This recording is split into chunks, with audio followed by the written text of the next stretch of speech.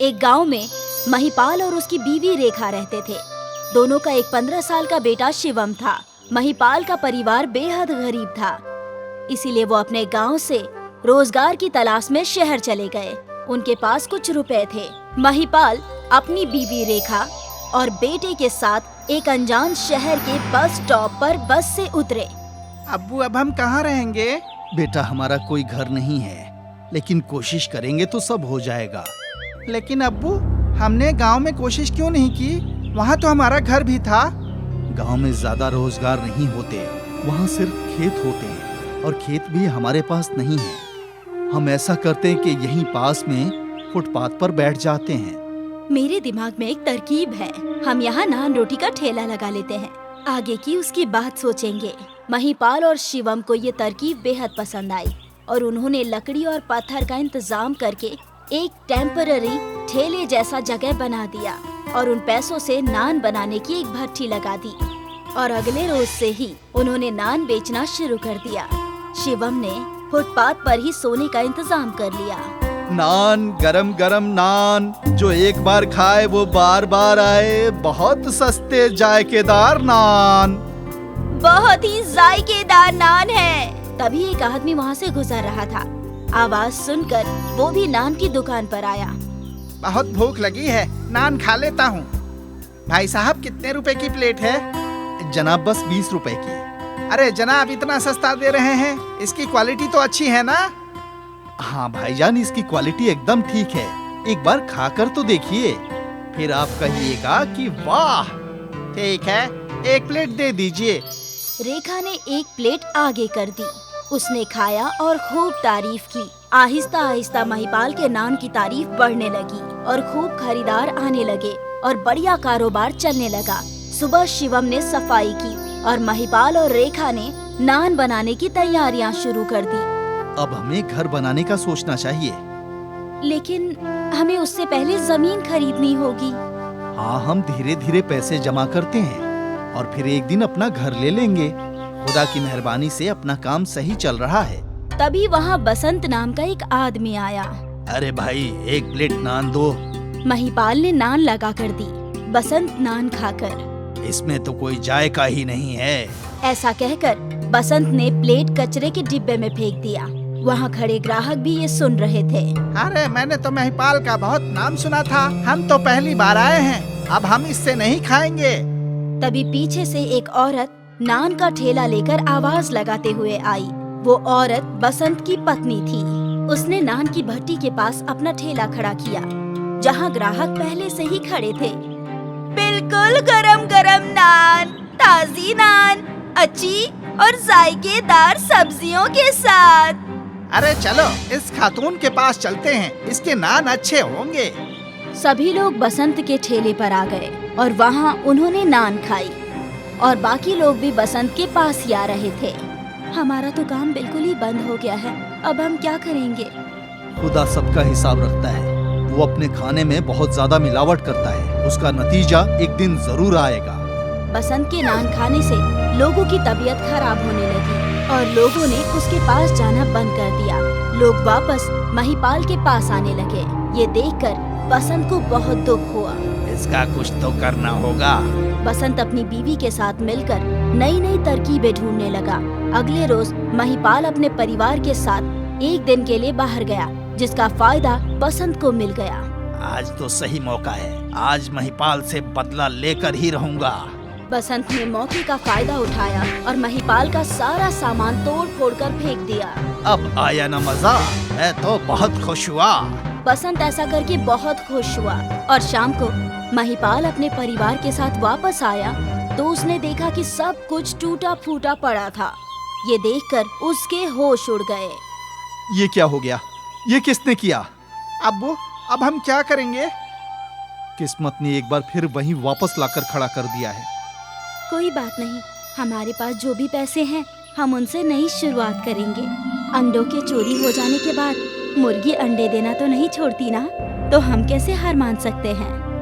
रेखा ने घर के लिए जोड़े पैसे महिपाल को दे दिए। साथ में शिवम भी गया और सारा अच्छा सामान ले आए। उन्होंने एक ठेला भी खरीद लिया और सारा सामान लेकर घर आ गए। अगली सुबह फिर से अपना काम शुरू किया तो उन्होंने देखा कि उनके ठेले के सामने एक दुकान की सफाई चल रही है और अंदर का काम चल रहा है। अब्बू, यहाँ नई दुकान कौन सी खुल रही है? खुलने दो, हमें क्या, तुम सिर्फ अपने काम पर ध्यान दो। 2 दिन में सामने वाली दुकान तैयार हो गई और उसके बाहर बोर्ड लग गया जिस पर लिखा था बसंत नान सेंटर। नीचे नान की वैरायटी लिखी थी जिसे पढ़कर लोग ना चाहते हुए भी अंदर दाखिल हो गए। वैसे तो बहुत खूबसूरत एसी वाला रेस्टोरेंट था। अब करो मेरी बराबरी, अब तो इस महिपाल का ठेला बंद हो जाएगा और उसे गांव वापस जाना पड़ेगा। सारे खरीदार रेस्टोरेंट में जाने लगे और खूब पैसा बर्बाद करने लगे, लेकिन महिपाल के ठेले पर सबने आना बंद कर दिया। हमारा काम बिल्कुल भी नहीं चल रहा है। हमें अपना ठेला कहीं और लगाना चाहिए। ठीक है, आज जगह देखने चलते हैं। तीनों जगह देखने चले गए, लेकिन उनकी ये बात बसंत ने सुन ली। आज तो मैं इन्हें सबक सिखा कर ही रहूंगा। बसंत ने 2 आदमियों को पैसे दिए और महिपाल का ठेला वहाँ से उठवा दिया। जब महिपाल और उसका परिवार वापस आया तो उसने देखा कि सारा सामान चोरी हो गया है और वो अपने पूरे परिवार के साथ बैठकर रोने लगा। तभी वहाँ एक साधु आए। क्या हुआ? तुम सब इतने परेशान क्यों हो और क्यों रो रहे हो? रेखा ने साधु को सारी बात बताई। साधु ने अपने बस्ते से राख निकालकर रेखा के हाथ में दे दी। तुम वापस उसी जगह पर जाओ जहाँ से आए हो और फिर वापस यहीं आकर देखना। तीनों ने साधु की बात मान ली और वहाँ जाकर देखा तो वो लोग हैरान हो गए। वहाँ एक बहुत खूबसूरत नान का घर बना हुआ था। वो दौड़ते हुए वापस सड़क पर आए तो वहाँ एक नान रेस्टोरेंट था जहाँ बहुत भीड़ लगी हुई थी। सभी लोग उस अनोखी रेस्टोरेंट के अंदर जाना चाहते थे। कुछ ही माह में महिपाल और उसका परिवार बहुत अमीर हो गया, जबकि बसंत को अपनी दुकान बंद करके वहाँ से जाना पड़ा। एक गांव में महिपाल और उसकी बीवी रेखा रहते थे। दोनों का एक 15 साल का बेटा शिवम था। महिपाल का परिवार बेहद गरीब था, इसीलिए वो अपने गांव से रोजगार की तलाश में शहर चले गए। उनके पास कुछ रुपए थे। महिपाल अपनी बीवी रेखा और बेटे के साथ एक अनजान शहर के बस स्टॉप पर बस से उतरे। अब्बू, अब हम कहाँ रहेंगे? बेटा, हमारा कोई घर नहीं है, लेकिन कोशिश करेंगे तो सब हो जाएगा। लेकिन अब्बू, हमने गांव में कोशिश क्यों नहीं की? वहाँ तो हमारा घर भी था। गांव में ज्यादा रोजगार नहीं होते, वहाँ सिर्फ खेत होते हैं और खेत भी हमारे पास नहीं है। हम ऐसा करते हैं कि यहीं पास में फुटपाथ पर बैठ जाते हैं। मेरे दिमाग में एक तरकीब है। हम यहाँ नान रोटी का ठेला लगा लेते हैं। आगे की उसकी बात सोचेंगे। महिपाल और शिवम को ये तरकीब बेहद पसंद आई और उन्होंने लकड़ी और पत्थर का इंतजाम करके एक टेम्पररी ठेले जैसा जगह बना दिया और उन पैसों से नान बनाने की एक भट्ठी लगा दी और अगले रोज से ही उन्होंने नान बेचना शुरू कर दिया। शिवम ने फुटपाथ पर ही सोने का इंतजाम कर लिया। नान, गरम गरम नान, जो एक बार खाए वो बार बार आए। बहुत सस्ते जायकेदार नान। बहुत ही जायकेदार नान है। तभी एक आदमी वहाँ से गुजर रहा था। आवाज सुनकर वो भी नान की दुकान पर आया। बहुत भूख लगी है, नान खा लेता हूँ। भाई साहब, कितने रुपए की प्लेट है? जनाब, बस 20 रुपए की। अरे जनाब, इतना सस्ता दे रहे हैं, इसकी क्वालिटी तो अच्छी है ना? हाँ भाईजान, इसकी क्वालिटी एकदम ठीक है। एक बार खाकर तो देखिए, फिर आप कहिएगा कि वाह। ठीक है, 1 प्लेट दे दीजिए। रेखा ने 1 प्लेट आगे कर दी। उसने खाया और खूब तारीफ की। आहिस्ता आहिस्ता महिपाल के नान की तारीफ बढ़ने लगी और खूब खरीदार आने लगे और बढ़िया कारोबार चलने लगा। सुबह शिवम ने सफाई की और महिपाल और रेखा ने नान बनाने की तैयारियां शुरू कर दी। अब हमें घर बनाने का सोचना चाहिए। लेकिन हमें उससे पहले जमीन खरीदनी होगी। हाँ, हम धीरे धीरे पैसे जमा करते हैं और फिर एक दिन अपना घर ले लेंगे। खुदा की मेहरबानी से अपना काम सही चल रहा है। तभी वहाँ बसंत नाम का एक आदमी आया। अरे भाई, 1 प्लेट नान दो। महिपाल ने नान लगा कर दी। बसंत नान खाकर, इसमें तो कोई जायका ही नहीं है। ऐसा कहकर बसंत ने प्लेट कचरे के डिब्बे में फेंक दिया। वहाँ खड़े ग्राहक भी ये सुन रहे थे। अरे मैंने तो महिपाल का बहुत नाम सुना था। हम तो पहली बार आए हैं, अब हम इससे नहीं खाएंगे। तभी पीछे से एक औरत नान का ठेला लेकर आवाज लगाते हुए आई। वो औरत बसंत की पत्नी थी। उसने नान की भट्टी के पास अपना ठेला खड़ा किया, जहाँ ग्राहक पहले से ही खड़े थे। बिल्कुल गरम गरम नान, ताजी नान, अच्छी और जायकेदार सब्जियों के साथ। अरे चलो इस खातून के पास चलते हैं, इसके नान अच्छे होंगे। सभी लोग बसंत के ठेले पर आ गए और वहाँ उन्होंने नान खाई और बाकी लोग भी बसंत के पास ही आ रहे थे। हमारा तो काम बिल्कुल ही बंद हो गया है, अब हम क्या करेंगे? खुदा सबका हिसाब रखता है। वो अपने खाने में बहुत ज्यादा मिलावट करता है, उसका नतीजा एक दिन जरूर आएगा। बसंत के नान खाने से लोगों की तबीयत खराब होने लगी और लोगों ने उसके पास जाना बंद कर दिया। लोग वापस महिपाल के पास आने लगे। ये देखकर बसंत को बहुत दुख हुआ। इसका कुछ तो करना होगा। बसंत अपनी बीवी के साथ मिलकर नई नई तरकीबें ढूंढने लगा। अगले रोज महिपाल अपने परिवार के साथ एक दिन के लिए बाहर गया, जिसका फायदा बसंत को मिल गया। आज तो सही मौका है, आज महिपाल से बदला लेकर ही रहूंगा।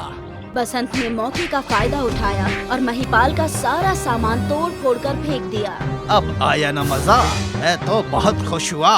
बसंत ऐसा करके बहुत खुश हुआ और शाम को महिपाल अपने परिवार के साथ वापस आया तो उसने देखा कि सब कुछ टूटा फूटा पड़ा था। ये देखकर उसके होश उड़ गए। ये क्या हो गया? ये किसने किया? अब्बू, अब हम क्या करेंगे? किस्मत ने एक बार फिर वहीं वापस लाकर खड़ा कर दिया है। कोई बात नहीं, हमारे पास जो भी पैसे हैं हम उनसे नई शुरुआत करेंगे। अंडों के चोरी हो जाने के बाद मुर्गी अंडे देना तो नहीं छोड़ती ना, तो हम कैसे हार मान सकते हैं? रेखा ने घर के लिए जोड़े पैसे महिपाल को दे दिए। साथ में शिवम भी गया और सारा अच्छा सामान ले आए। उन्होंने एक ठेला भी खरीद लिया और सारा सामान लेकर घर आ गए। अगली सुबह फिर से अपना काम शुरू किया तो उन्होंने देखा कि उनके ठेले के सामने एक दुकान की सफाई चल रही है और अंदर का काम चल रहा है। अब्बू, यहाँ नई दुकान कौन सी खुल रही है?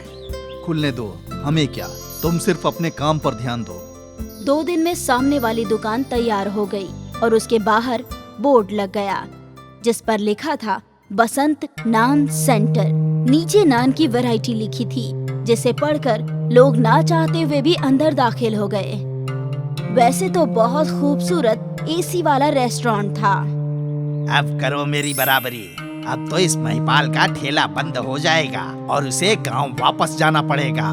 सारे खरीदार रेस्टोरेंट में जाने लगे और खूब पैसा बर्बाद करने लगे, लेकिन महिपाल के ठेले पर सबने आना बंद कर दिया। हमारा काम बिल्कुल भी नहीं चल रहा है। हमें अपना ठेला कहीं और लगाना चाहिए। ठीक है, आज जगह देखने चलते हैं। तीनों जगह देखने चले गए, लेकिन उनकी ये बात बसंत ने सुन ली। आज तो मैं इन्हें सबक सिखाकर ही रहूंगा।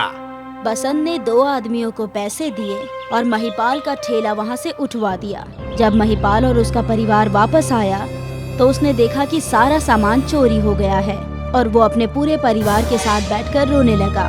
तभी वहाँ एक साधु आए। क्या हुआ? तुम सब इतने परेशान क्यों हो और क्यों रो रहे हो? रेखा ने साधु को सारी बात बताई। साधु ने अपने बस्ते से राख निकालकर रेखा के हाथ में दे दी। तुम वापस उसी जगह पर जाओ जहाँ से आए हो और फिर वापस यहीं आकर देखना। तीनों ने साधु की बात मान ली और वहाँ जाकर देखा तो वो लोग हैरान हो गए। वहाँ एक बहुत खूबसूरत नान का घर बना हुआ था। वो दौड़ते हुए वापस सड़क पर आए तो वहाँ एक नान रेस्टोरेंट था जहाँ बहुत भीड़ लगी हुई थी। सभी लोग उस अनोखी रेस्टोरेंट के अंदर जाना चाहते थे। कुछ ही माह में महिपाल और उसका परिवार बहुत अमीर हो गया, जबकि बसंत को अपनी दुकान बंद करके वहाँ से जाना पड़ा।